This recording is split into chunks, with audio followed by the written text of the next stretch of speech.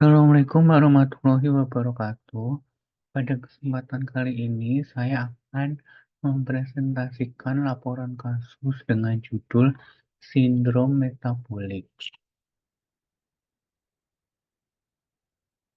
Dari identitas pasien, atas nama inisialnya R, jenis kelamin perempuan, usia 60 tahun, alamatnya di Padesan Gunung Gajah Bayat, Klaten.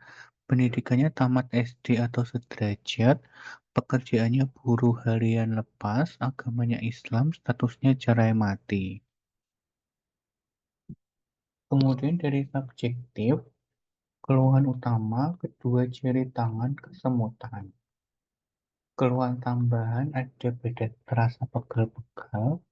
Lewat penyakit sekarangnya, pasien datang ke poli umum dengan keluhan kedua jari tangan sering kesemutan membarat sejak kurang lebih seminggu terakhir, disertai badan terasa pegal-pegal.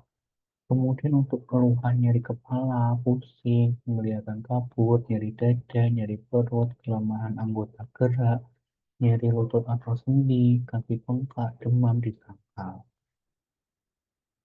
Riwayat penyakit dahulunya, ini eh, keluhan serupanya tidak ada. Kemudian riwayat diabetes mellitusnya ada sejak pertengahan 2023 dan mendapatkan obat metformin 500 mg 2 kali satu sama primopril 2 mg 1 kali satu. Akan tetapi pasiennya ini tidak kontrol rutin. Kemudian riwayat penyakit yang lain ada hipertensi. Ini juga sama sejak pertengahan 2023. Obatnya amlodipin 10 mg 1 kali satu dan sama juga pasiennya tidak kontrol rutin. Sementara riwayat penyakit seperti kolesterol maupun asam urat tinggi disangkal, lewat penyakit jantung, stroke juga disangkal, lewat alergi juga disangkal. Untuk lewat penyakit keluarganya tidak diketahui pasti. Kemudian dari riwayat personal sosial, ini pasien tinggal bersama anak, suaminya sudah meninggal. Pasien jarang periksa kesehatan dan jarang kontrol. Pasien mengaku hanya periksa kalau ada keluhan saja. Suami dahulunya perokok aktif, tetangga sekitar juga ada yang perokok. Pasien jarang sekali berolahraga dan hanya bekerja sebagai buruh harian lepas. Pasien gemar makanan-makanan yang berminyak dan tinggi lemak, jarang makan sayur buah, makanan manis dan asin dikatakan pasien sudah dikurangi. Pasien mengaku susah tidur di malam hari dan jarang tidur nyenyak. Pasien masih mau bersosialisasi dengan tetangga, terutama ketika ada kumpul kegiatan warga. Nah, ini ya dari objektifnya, keadaan umumnya baik, kesadarannya kognitif. Dan di sini yang tidak normal itu ada di tensinya 160 ke 102 mm akhir aksa, sama indeks massa tubuhnya ini termasuk obesitas. Menurut Asia, kategori Asia, lalu lingkar pinggangnya itu juga obesitas sentral.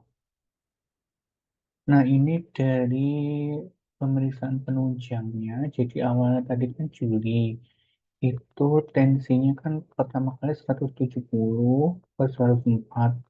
Nah, mulai dari Juli sampai Oktober itu terkontrol tekanan darahnya. Setelah itu pasien merasakan enak-enak saja badannya, nggak ada keluhan, jadi nggak kontrol sejak Oktober sampai Maret ini. Nah, pertama kalinya terdiagnosis itu karena gulanya tinggi sekali, tetapi ini kan sewaktu, jadinya pasiennya besoknya disuruh datang lagi, itu dicek lagi ternyata masih tinggi, sehingga harus dikasih obat gula. Dan juga pasiennya awalnya dulu juga ada keluhan kayak mengarah ke diabetes. Lalu setelah tanggal ini, Oktober ini pasiennya juga berhenti, nggak kontrol lagi. Terus pas yang Maret ini dia mengeluh tadi tangannya kesemutan, itu curiga ke arah kolesterol, ternyata benar kolesterolnya tinggi sekali 205. Asam uratnya belum pernah dicek. Untuk asesmennya ada hiperlipidemia, hipertensi, diabetes mellitus tipe 2, sama obesitas. Nah, ini keempatnya ini termasuk dari sindrom metabolik. Planningnya pertama kita rujuk internal gizi ya. Kemudian dari gizi itu menyarankan untuk diet rendah kolesterol. Kemudian dikasih edukasi berupa leaflet, ini diet rendah lemak, edukasi dan motivasi diet rendah kolesterol. Kemudian terapinya ada simvastatin 10 mg 1/1, amlodipin 10 mg 1/1, metformin 500 mg 2/1, limepiride 2 mg 1/1, sama vitamin C kompleks 1/1. Untuk konseling informasi dan edukasinya, perlu adanya motivasi dari pasien dan keluarga untuk mengatur diet pasien dan aktivitas yang sangat membantu keberhasilan terapi. Pasien dianjurkan melakukan diet rendah gula, garam, lemak, atau minyak. Pasien dianjurkan untuk meningkatkan aktivitas fisik sesuai kondisi dan kemampuannya. Pasien harus kontrol teratur untuk pemeriksaan kolesterol lengkap untuk melihat target terapi dan maintenance jika target sudah tercapai. Nah, ini adalah tinjauan pustaka dari sindroma metabolik. Nah, jadi dari definisinya, sindrom metabolik adalah akumulasi dari beberapa gangguan yang bersama-sama akan meningkatkan risiko seseorang mengembangkan penyakit kardiovaskuler aterosklerotik, resistensi insulin, dan diabetes mellitus, dan komplikasi vaskuler dan neurologis seperti cerebrovascular accident.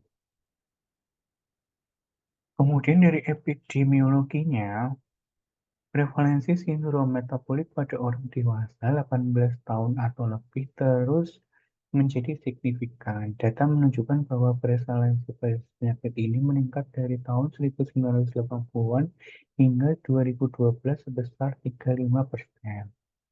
Pada 1980 insidennya 25,3, terus pada 2012 meningkat menjadi 34,2%.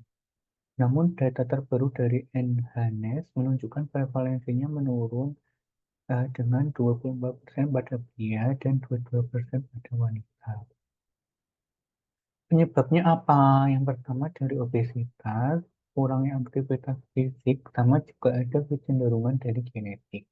Nah, inti dari sindrom ini adalah penumpukan jaringan adiposa dan disfungsi jaringan yang pada gilirannya menyebabkan resistensi insulin.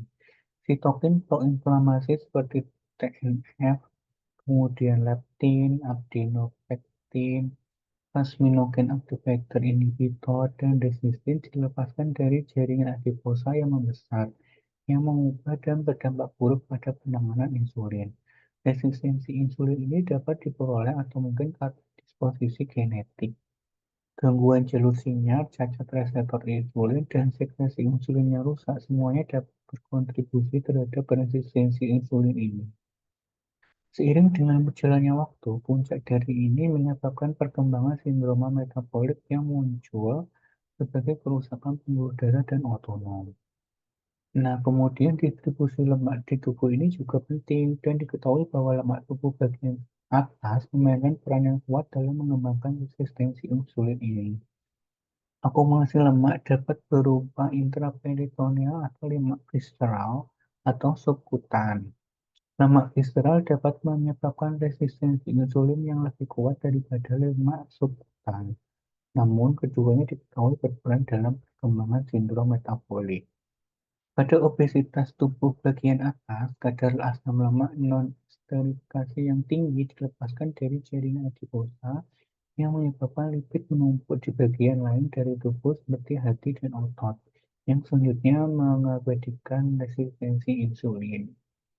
Nah, ini untuk faktor resikonya. Jadi, pertamanya ada penyebab mendasar dari sosioekonomik, kultur, politik, environmental, seperti globalisasi, urbanisasi, dan populasi aging.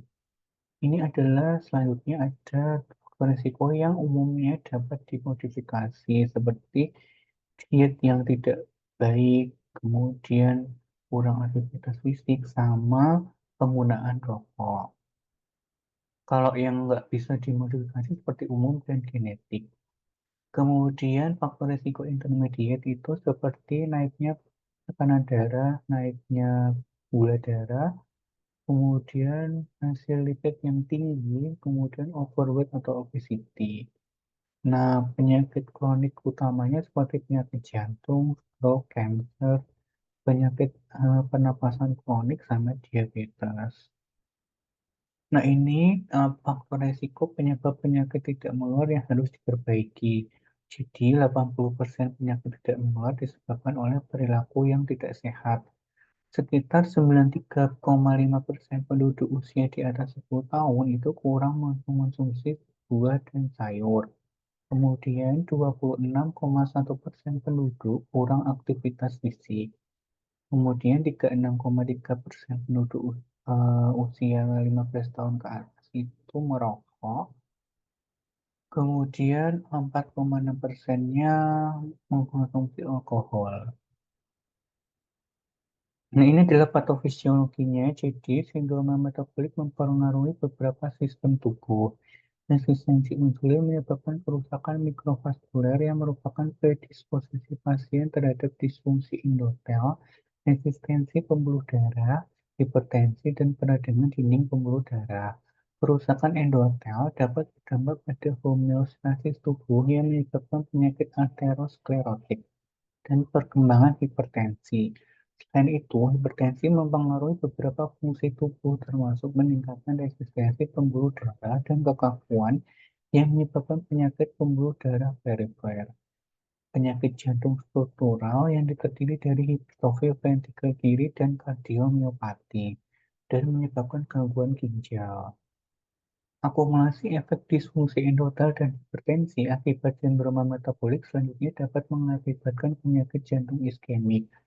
Disfungsi endotel karena peningkatan kadar aktivator plasminogen tipe 1 dan kadar adiposin dapat menyebabkan trombogenisitas darah dan hipertensi, menyebabkan resistensi pembuluh darah di mana penyakit arteri koroner dapat berkembang. Selain itu, dislipidemia yang terkait dengan sindroma metabolik dapat mendorong proses aterosklerotik yang mengarah ke penyakit jantung iskemik simptomatik. Nah, ini jadi prosesnya ya, karena ada penyakit kronik dan gaya hidup. Misalnya, dari kurang serat, kurang vitamin, mineral, antioksidan, kelebihan alkohol, kelebihan kalori dari lemak, dan kurang protein. Kemudian ada merokok, nutrisi dan diet yang buruk, sedikit atau tidak sama sekali olahraga. Nah, itu menyebabkan adiksi dari tembakau atau rokok. Kolesterol tinggi, peningkatan tekanan darah, kelebihan lemak tubuh, sama diabetes. Yang ujung-ujungnya bisa ada penyakit karena rokok itu bisa karena kanker paru, PPOK, emfisema bronkitis. Kemudian yang karena tinggi kolesterol misalnya stroke, serangan jantung, bisa juga yang tekanan darah tinggi menyebabkan penyakit ginjal dan lain-lain. Diabetes bisa ada penyakit yang seperti sarkopenia, osteopenia, osteoporosis, artritis. Nah, ini kriteria yang penting ya untuk menegakkan diagnosis sindrom metabolik menurut IDF, International Diabetes Federation tahun 2005. Jadi pertama kita lihat pasiennya secara umum dulu. Apakah obesitas sentral atau enggak? Dilihat dari lingkar pinggangnya saat pasien dalam keadaan perut kosong, kemudian setelah BAB maupun PAK pada pagi hari umumnya. Nah, jika diukur pada pria Asia lebih dari 90 cm dan wanita lebih dari 80 cm, ditambah dua keadaan di bawah ini. Apakah trigliseridnya lebih dari 150 atau sedang dalam pengobatan. Kemudian kolesterol HDL-nya pada pria apakah kurang dari 40, pada wanita kurang dari 50. Kemudian tekanan darahnya lebih dari sama dengan 130/85 atau sedang dalam pengobatan. Kemudian GDP, gula darah puasa lebih dari sama dengan 100 atau memang terdiagnosis diabetes mellitus. Nah, ini kriteria lainnya ya. yang mungkin bisa dipakai, tetapi umumnya biasanya ini yang paling sederhana itu dari IDF tadi.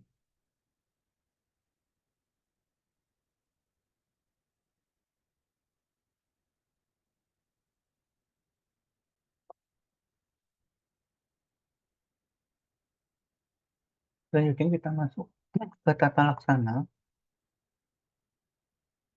Terapinya itu harus ditargetkan untuk mengobati kondisi yang berkontribusi terhadap sindroma metabolik dan mungkin mengembalikan faktor resikonya. Dengan demikian, faktor yang dapat dimodifikasi seperti diet dan olahraga harus ditekankan pada pasien dengan sindrom metabolik. Nah, ini dari Kemenkes ada promosi kesehatan untuk berperilaku cerdik dalam mengatasi PPM bagi orang atau kelompok masyarakat yang masih sehat atau memiliki risiko PTM, yaitu cerdik, cek kesehatan secara rutin, menyiapkan asap rokok, rajin aktivitas fisik, diet sehat, kalori seimbang, istirahat cukup, kelola stres. Nah, program patuh bagi yang sudah menyandang PTM diselenggarakan agar mereka rajin kontrol dan minum obat, yaitu periksa kesehatan secara rutin dan ikuti anjuran dokter. Kemudian atasi penyakit dengan pengobatan yang tepat dan teratur, tetap diet dengan gizi seimbang, upayakan aktivitas fisik dengan aman, hindari asap rokok, alkohol, dan zat karsinogenik lainnya. Nah, ini untuk penjelasannya ya. Jadi yang untuk C tadi, cek kesehatan secara berkala, monitor tekanan darah Anda, perhatikan denyut nadi teratur atau tidak, timbang berat badan, ukur tinggi badan dan lingkar perut. Bila perlu, cek gula darah dan kolesterol. Kemudian yang E, nyalakan asap rokok. Bagi perokok, segera berusaha untuk berhenti merokok. Kemudian R, rajin aktivitas fisik atau olahraga. Lakukan minimal 30 menit per hari dalam 3-5 kali per minggu. Kemudian D, diet gizi sehat dan seimbang. Konsumsi buah dan sayur 5 porsi per hari. Konsumsi gula, garam, lemak sesuai anjuran. Gula tidak lebih dari 4 sendok makan per orang per hari. Garam tidak lebih dari 1 sendok teh per orang per hari. Lemak atau minyak tidak lebih dari 5 sendok makan per orang per hari. Kurangi konsumsi gula putih, coklat, merah, madu, sirup. Kurangi makanan yang mengandung gula tinggi seperti permen, soft drink, minuman kaleng, kue-kue basah, es krim, kue kering. Gantikan dengan buah segar atau jus buah tanpa gula. Perhatikan makanan atau minuman dengan kandungan gula tersembunyi. Baca labelnya bila ada sukrosa, glukosa, maltosa, dextrosa, laktosa, fruktosa, atau sirup, maka ada kandungan gula tinggi. Kurangi konsumsi garam tinggi seperti pada keripik kentang, kacang asin, keju, panganan kemasan, buah kering. Perhatikan garam kandungan tinggi tersembunyi seperti sodium fosfat, monosodium glutamat, sodium nitrat, dan lain-lain pada pangan kemasan. Baca label kemasan. Kurangi konsumsi lemak, pilih daging tanpa lemak, ikan, unggas, kacang kering, dan kacang polong sebagai sumber protein. Kurangi daging merah, buang lemak pada daging sebelum dimasak. Kurangi telur, jeroan, gunakan produk susu rendah lemak. Baca label pada pangan kemasan. Kemudian ya, istirahat cukup sesuai dengan kebutuhan Anda. Tidur 7-8 jam per hari pada orang dewasa. K. Kelola stres, yaitu dengan relaksasi, berbicara dengan orang lain, rekreasi, aktivitas bersama keluarga, berbuat sesuai kemampuan dan minat, berpikir secara positif dan bijaksana, hidup tertib dan teratur, serta merencanakan masa depan dengan sebaik-baiknya. Yang pertama, kita masuk ke penata laksanaan obesitas. Penata laksanaan dimulai dengan kesadaran pasien bahwa kondisi sekarang adalah obesitas, dengan berbagai resikonya dan berniat untuk menjalankan program penurunan berat badan. Diskusikan dan sepakati target pencapaian dan cara yang akan dipilih. Target rasional adalah penurunan 10% dari berat badan sekarang. Usulkan cara yang sesuai dengan faktor risiko yang dimiliki pasien. dan jadwalkan pengukuran berkala untuk menilai keberhasilan program. Penata laksanaan ini meliputi perubahan pola makan, makan dalam porsi kecil namun sering, dengan mengurangi konsumsi lemak dan kalori, meningkatkan latihan fisik dan bergabung dengan kelompok bertujuan sama dalam mendukung satu sama lain, dan diskusikan hal-hal yang dapat membantu dalam pencapaian target penurunan berat badan ideal. Pengaturan pola makan dimulai dengan mengurangi asupan kalori sebesar 300-500 kilokalori per hari dengan tujuan untuk menurunkan berat badan sebesar setengah sampai 1 kilogram per minggu. Latihan fisik dimulai secara perlahan dan ditingkatkan secara bertahap intensitasnya. Pasien dapat memulai dengan berjalan selama 30 menit dengan jangka waktu 5 kali seminggu dan dapat ditingkatkan intensitasnya selama 45 menit dengan jangka waktu 5 kali seminggu. Yang kedua, ada penata laksanaan diabetes mellitus. Yang pertama ada edukasi, kemudian yang kedua terapi nutrisi medis, menghitung kebutuhan kalori, karbohidrat, lemak, protein, natrium, serat, dan pemanis alternatif. Yang ketiga, latihan fisik 3-5 kali per minggu, setiap latihannya 30-45 menit, dengan totalnya 150 menit per minggu minimal. Kemudian yang keempat, terapi farmakologis, obat hipoglikemik oral, suntik maupun kombinasi. Yang ketiga, penata laksanaan hipertensi. Ini modifikasi penurunan berat badan, rekomendasinya jaga berat badan ideal di BMI 18,5 sampai 24,9. Nah, ini akan menurunkan tekanan darah sistolik sebesar 5 sampai 20 mm air reksa per 10 kg. Kemudian DAS, Dietary Approach to Stop Hypertension, yaitu diet kaya buah, sayuran, produk rendah lemak dengan jumlah lemak total dan lemak jenuh yang rendah. Ini akan menurunkan tekanan darah sistolik 8-14 mg air raksa. Kemudian pembatasan asupan natrium kurangi hingga kurang dari 100 milimol per hari atau 2 gram natrium atau 6,5 gram NaCl atau 1 gram per hari. Ini akan menurunkan tekanan darah sistolik sekitar 2-8 mm air raksa. Kemudian aktivitas fisik aerobik ini seperti jalan kaki juga akan menurunkan tekanan darah sistolik 4-9 mm air raksa. Alkohol juga 2-4 mm air raksa. Nah, jadi kita lihat pertama kali dari alurnya ini ya. Nah, apabila tekanan darahnya itu tergantung dia berapa ya. Kalau masih normal itu diintervensi gaya hidup saja. Pertimbangkan mulai obat pada pasien yang resikonya sangat tinggi. Nah, apabila tekanan darahnya itu derajat hipertensi derajat 1, maka intervensi gaya hidup, kemudian pertimbangan terapi tunggal pada yang beresiko. Kemudian apabila risiko sedang atau tinggi, maka perlu dikasih obat.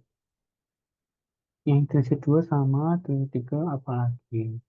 Nah, bila kombinasi dua obat ini nggak mempan, bisa dikombinasi 3 obat, atau bila resisten, maka dipertimbangkan untuk dirujuk. Kemudian yang selanjutnya keempat, penata laksanaan dislipidemia. Jadi kita harus menentukan berapa faktor risiko yang ada pada pasien.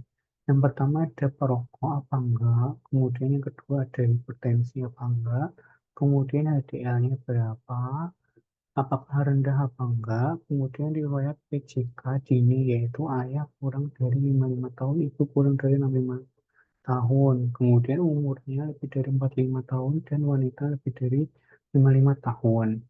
Maka dimasukkan dia risikonya tinggi, multiple, atau rendah. Kalau tinggi berarti targetnya LDL kurang dari 100, kalau multiple kurang dari 130, kalau rendah kurang dari 160. Nah, kalau tinggi tadi kolesterol LDL-nya itu lebih dari 100, maka diet dan olahraga pertimbangkan diberi statin bila LDL-nya lebih dari 130. Dicek lagi 3 bulan berapa LDL-nya. Sasarannya sesuai sasaran tadi. Ini pilihan obatnya ya, ada high intensity, moderate intensity, low intensity. Biasanya simvastatin sih. Nah, ini komplikasinya jadi pertamanya itu dari obesitas abdominal, obesitas sentral, maka akan mengembangkan keadaan hipertensi, prediabetes, diabetes, sama atherogenic dyslipidemia yang ujung-ujungnya nanti bisa gangguan fungsi ginjal, fatty liver disease, heart failure, obstructive sleep apnea, polycystic ovary syndrome, hepatic activation, dan tachycardia, berorisinnya kronik inflamasi. Nah, ini daftar pustakanya ya. Baik, sekian. Terima kasih presentasi laporan kasus pada kesempatan kali ini. Kurang lebihnya mohon maaf. Wabillahi taufiq walhidayah. Wassalamualaikum warahmatullahi wabarakatuh. Semoga bermanfaat.